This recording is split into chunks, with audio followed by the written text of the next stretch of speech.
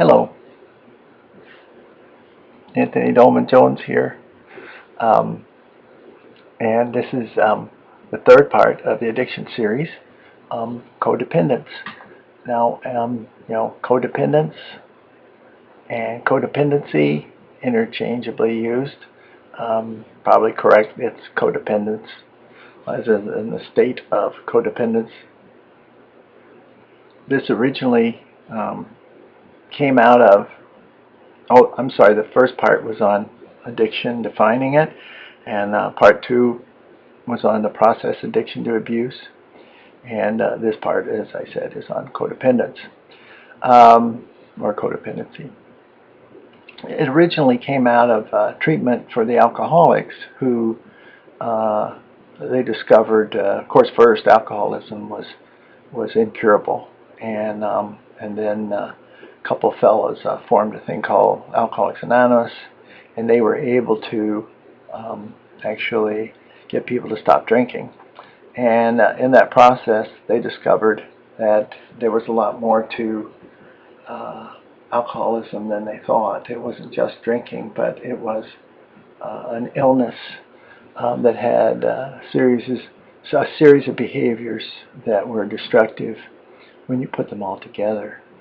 But as they started treating these, mostly men, because no big surprise, in those days, women who didn't allow themselves to be seen as alcoholics, because then they would be seen as sluts, because they were easy. It's a bad part of our history. But anyway, mostly it was men, who just got carried away in their drinking. So they went into treatment, and because they had to be away from their family and their work for a while, because it was such severe treatment. And then they, quote, dried out and talked about their addiction to alcohol and went through their 12 steps. And then they came home, and then they started drinking again. So they discovered that the whole family was playing a part in this, and they discovered that especially the spouse was not making the person into an alcoholic, but they had been attracted to this kind of persona, and they actually needed to be in a relationship with someone like this. And it seemed to be very characteristic. So they were called codependent or co-alcoholics, meaning they weren't necessarily having a drinking problem themselves, but they seemed to be always hooking up with somebody who had a drinking problem or some addiction problem. So they began treating the whole family, and especially the husband-wife team, with some really high-powered therapy. Of course, time passes, things change, and we had two organizations that stood pretty strong: Alcoholics Anonymous, and then AlAnon, which was basically the codependent wives in the beginning. But then as time went on, of course, more and more men admitted that they were hooked up with, they had children who were alcoholics, or they had a spouse who was alcoholic, and they were being tore up by this, and so they needed a support group. So that's how the whole AA, AlAnon thing came to be. Well, in the 80s, late 80s, and then I guess the early 80s to the late 80s, a thing called AODA, alcohol and other drug addictions, popped up, and then they started talking about codependency as a standalone problem. Norwood, wrote a book on relationship addictions and called it Codependency, and it was about women who kept falling in love with, quote, bad men, and were carried away and were actually in love with falling in love and couldn't help themselves. So they would flit from one relationship to another, but usually wound up in disaster. So, but from that, people began to learn more about codependence and realize that that there was something going on under the surface of everyone who was addicted. So the person who I was fortunate to be at a conference with back in those days, I went to a lot of conferences, eventually, because I was a psychotherapist and did a lot of research, did some presentations at conferences, and I got to rub elbows with some people out of my class, but who were very bright, and wrote some books at the time. Claudia Black and John Bradshaw, John Friel, Terry Kellogg, and Robert Atwood. Can't remember. Anyway, there were quite a few people who were writing a lot of books. Charles Whitfield wrote The Healing of the Child Within, which really brought people aware of how our inner child, was being bruised by all this abuse and neglect in our world. So, but Sharon White Cruz did probably the most brilliant presentation I've ever seen.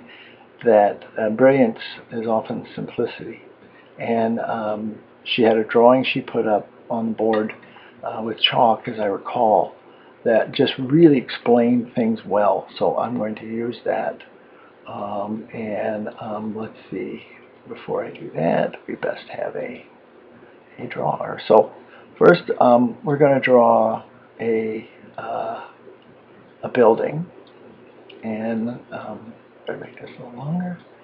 And go across here and down, and there, and okay, and little grass, okay, it's in here.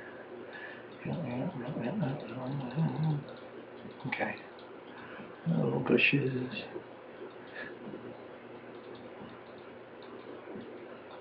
Okay, enough of that.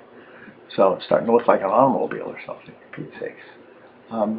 So anyway, she said, there are many doorways to this house. Here's one we started already.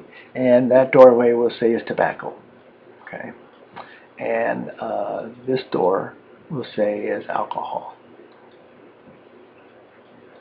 And this door is, as they say in England, drugs. Drugs, which there are many kinds. And these are addictions, people who are addicted, and not just because they're drinking, but because they're addicted to alcohol or addicted to drugs. We like to say alcohol and other drugs, or they're addicted to tobacco. Excuse me, that's not polite, but keeps me from drying out. And then, as we talked about before, there were process addictions such as gambling.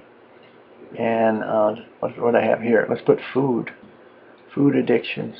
And here we could have, say, obsessions in thinking patterns. And here we could have compulsions, cleanliness, perfectionism, etc.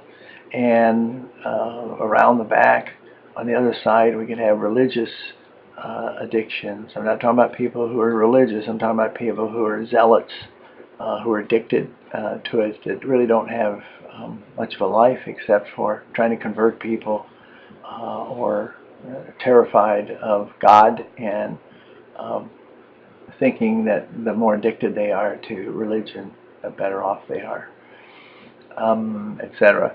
So, geez, there's just, as I said before, there's just more addictions you can shake a stick at.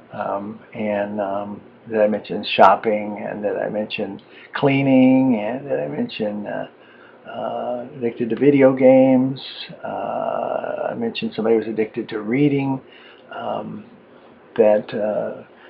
what we mean by that is it has life-damaging consequences, that these various addictions are starting to eat into your life.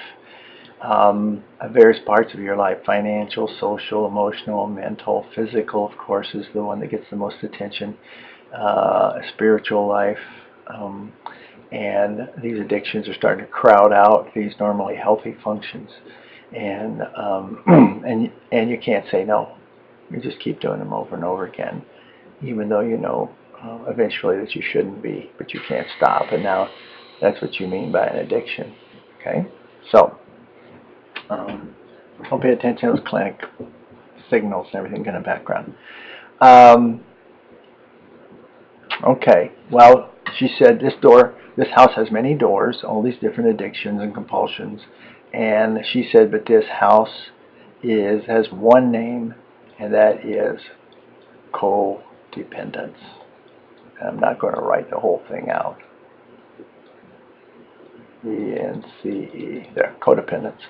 All right, that's the name of the mansion, and it has all these doorways. In other words, what she's saying is these are all forms of codependence. She said, and I think she said it, if not, John Bradshaw said that if you scratch an addict deep enough, you'll find a codependent. Actually, it was Terry Kellogg that said it. He was a personal friend of mine. Said that if you scratch an addict deep enough, you'll find a codependent. Okay. Now, why? The reason why is, according to these very sincere and dedicated people who studied this field, worked in treatment centers, had clients. From my own experience being a psychotherapist for 4 years, working in the prisons, that codependency is a disease. It is treatable. It's amazing when somebody gets cured of their codependence, the miracle that happens, the transformation in their life is just astounding. You want to talk about seeing somebody who's solid and secure and confident is someone who's gone through a good treatment program for codependence. Is just night and day. I can't recommend a good treatment program for codependence enough, and there are some big names out there. So anyway,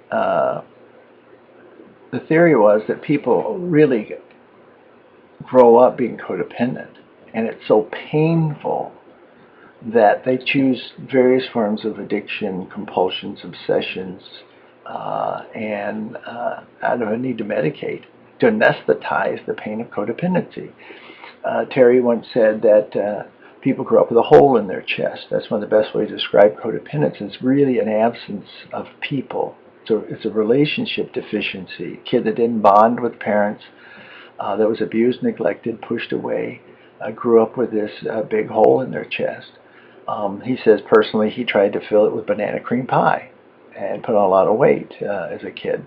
It was his way of dealing with it. So he had addiction to food. Other people in food addictions become obese, anorexics, bulimics. There's shopping addicts, gambling addicts, you name it. There's all kinds of ways to fill that hole. And of course, some of the best, the most notorious, are alcohol and drugs, because they numb you out and give you a little shot of joy at the same time. I mean, what a great product, huh? Something that numbs you out to the pain and gives you a shot of joy at the same time. Now that's a winner on the market. And of course you can see that if you start looking at some of the ads on TV, that's what they're selling. Of course, they've taken off a lot of the ads for tobacco and so forth, but that's what tobacco was. It was like a big cork for having painful emotions, or overabundance of emotions. So that's what codependence is. It can be a relationship addiction. I should have put that in there. One of the doors, relationship addiction, which a lot of people think is codependence. No, it's just one form. So having to be in a relationship, not feeling whole. My definition of codependency, I think, is one of the shortest. That probably means it's not as accurate, but it's short, and that is, I got it down to 2 words: looking elsewhere. Looking elsewhere for security, looking elsewhere for happiness, looking elsewhere for meaning, looking elsewhere for entertainment, looking elsewhere for support. In other words, not being your own source. Ernie Larson, one of the great writers of the time, said, if we grow up thinking that we are not our own source of sunshine, but that it's located in someone else, what is left for us to do but to do everything we can desperately to keep that source of sunshine? And that is a pretty scrambling, restless kind of life, to keep filling that hole, to keep finding someone that will give you sunshine, because without sunshine we die. And of course, recovery is about finding out you are the source of these things. Anthony Dallmann-Jones, asdjones@gmail.com if you have questions. Thank you very much. There's a fourth part in the series, and that's about treatment.